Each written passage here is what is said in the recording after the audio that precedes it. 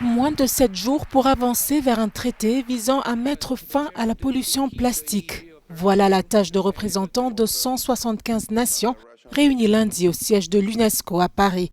Sont également présents au débat des représentants des entreprises du secteur et des ONG. Si la production de plastique a plus que doublé en 20 ans, les ambitions des États ne convergent pas toujours. Il y a un consensus global sur l'enjeu de la pollution plastique et la volonté d'agir face à cette pollution plastique. Mais sur les mesures à prendre, on a deux types de groupes de pays. Ceux qui vont être plutôt sur la fin de vie des plastiques, donc on va mieux collecter et recycler les plastiques. Et ceux qui vont vraiment être sur l'ensemble du cycle de vie et réduire la quantité de plastique qu'on met sur le marché pour pouvoir derrière mieux les gérer et réduire les plastiques qui sont les plus toxiques aussi pour l'environnement et pour la santé. Bien qu'il y ait des pays développés et d'autres moins développés parmi nous, nous devons tous travailler ensemble pour que ce traité fonctionne pour chacun.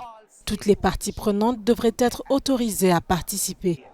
Des groupes comme les organismes de la campagne mondiale Break Free from Plastic étaient mobilisés pour dénoncer les inégalités nord-sud.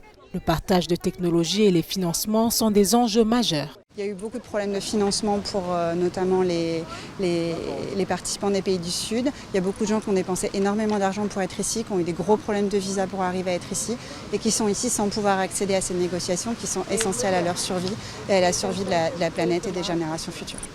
Du plastique se retrouve au fond des océans ou encore l'estomac des oiseaux.